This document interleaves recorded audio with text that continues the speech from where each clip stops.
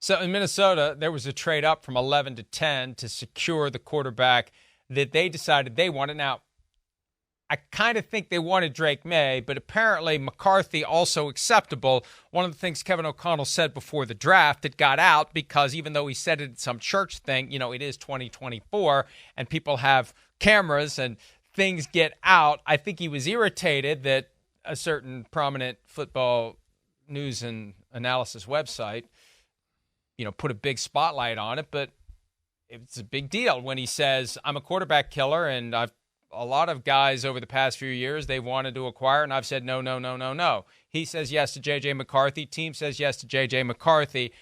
McCarthy was on with our good friend Paul Allen yesterday on KFAN, and here is McCarthy on the question of what made the Vikings an attractive destination for the top quarterbacks in the 2024 draft class.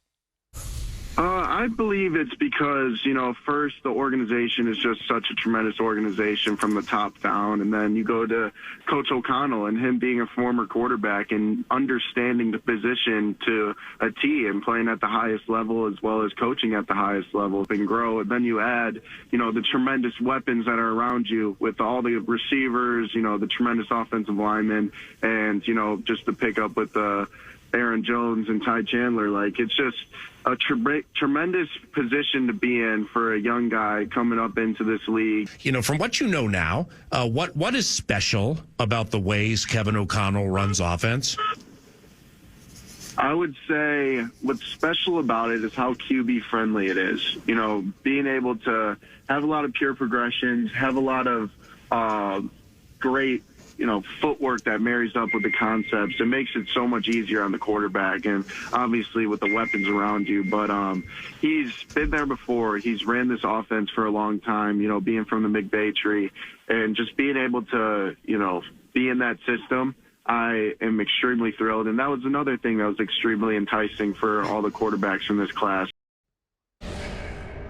Hey, look. I said it beforehand, and I know the draft is the draft, and this is how it goes, honor and a privilege. But if any of those guys could have picked who to go be coached by, it was O'Connell and it was Sean Payton.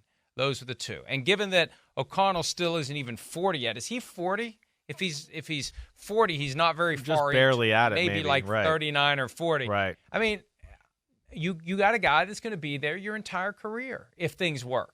If you can do the Drew Brees, Sean Payton, look how long they lasted from 2006 until, through the 2021 season or 2020. Payton stayed a year after Brees retired.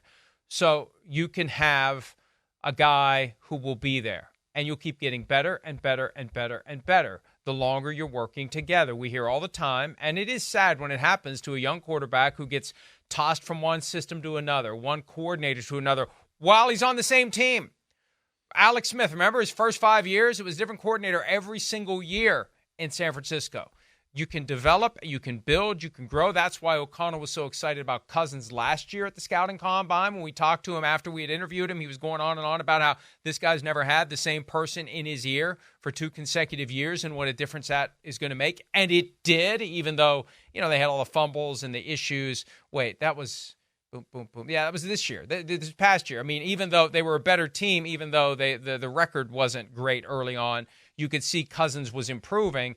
That's what McCarthy's going to have. 1 year, 2 years, 3 years, 4 years. It keeps growing and growing. And I could see why any of those guys, if they would have been able to pick where they were going to go, O'Connell, nothing to do with the Vikings. It's the coach. You want to hitch your wagon to O'Connell because he's going to get you farther than anybody else is going. Yeah, that's right. Again, the results speak for itself. You see their offense. It's at times it's unstoppable.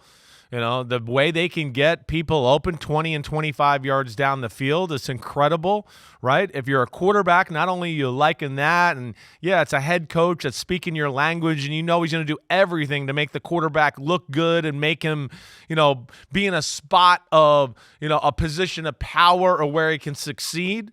Quarterbacks love that. Got answers for everything. There's no gray area in the offense, right? Those are bad offenses. Gray. Oh, well, there's a rule for this, but if it's kind of like this, and it's like, well, then that's not a rule. A rule, we got to have something defined there, and that's where O'Connell's special. And then you add on top of, holy crap, those receivers I get to play with, and then holy crap, like J.J. McCarthy said, I mean, they have one of the best pass-protecting left tackles in football in Darisaw, and they have one of the best pass-protecting right tackles in football in O'Neal. I mean, they're kind of incredible at the tackle position there. So those things are going to make quarterbacks feel good. And then it's a perfect system fit. I mean, O'Connell, you know the Vikings, they don't even run the ball that well, but they kill everybody with play-action pass. And McCarthy's made for play-action pass. That's what he did at Michigan. And how he throws the ball and how he can move in the pocket, man, he makes so many good 20 and 25-yard throws throughout his career at Michigan with deep crossers, corner routes, off of play action, in cuts. And that's where you see Justin Jefferson tearing the league up. And that's where I think it's going to be a very good fit, and I don't think it's going to be a big-time adjustment. I think J.J. McCarthy is ready, mature. He's run a pro offense, and I would not be shocked if your Vikings are very much in the mix, even with a rookie quarterback this year and a real pain in the ass in the NFC. Hi, it's Mike Florio. Thanks for watching PFT on YouTube. Hit subscribe for the latest news and analysis from Pro Football Talk.